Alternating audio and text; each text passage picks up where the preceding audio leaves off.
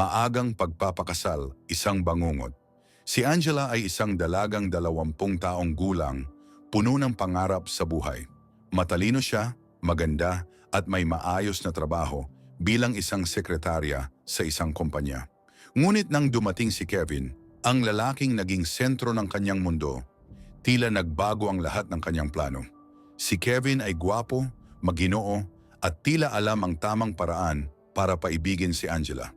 1 taon silang nagkasama bilang magkasintahan, at sa tingin ni Angela, sapat na ang panahong iyon upang makilala ang lalaki. Kahit maraming nagsabi sa kanya na huwag kang magmadali, hindi niya ito pinakinggan. Napaniwala siya ng tamis ng mga salita ni Kevin at ng kanyang pangakong habang buhay. Sa loob ng kanilang relasyon, bihira silang mag-away. Si Kevin ay palaging mabait at ang kanilang mundo ay puno ng saya, o iyon ang akala ni Angela. Kaya naman nang mag-propose si Kevin, hindi nagdalawang isip si Angela. Sa kabila ng mga paalala ng kanyang pamilya na pag-isipan muna ng mabuti, sumagot siya ng isang matamis na oo. Ang simula ng bangungot. Matapos ang ilang buwan, nagpakasal ang dalawa. Noong una, tila masaya at makulay ang kanilang pagsasama.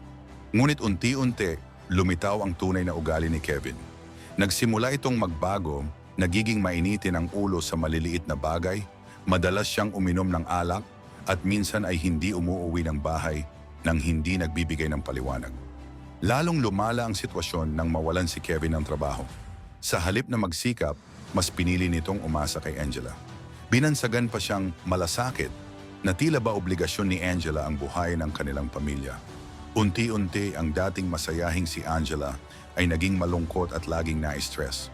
Isang gabi natuklasan ni Angela ang mas masakit na katotohanan. Si Kevin ay may ibang babae.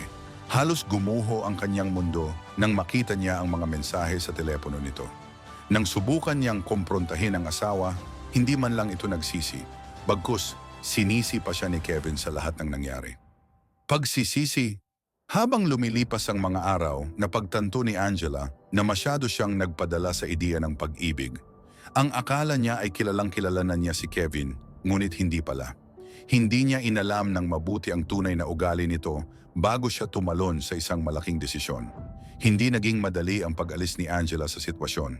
Kinailangan niyang mag-ipon ng lakas ng loob at suporta mula sa kanyang pamilya upang makalaya.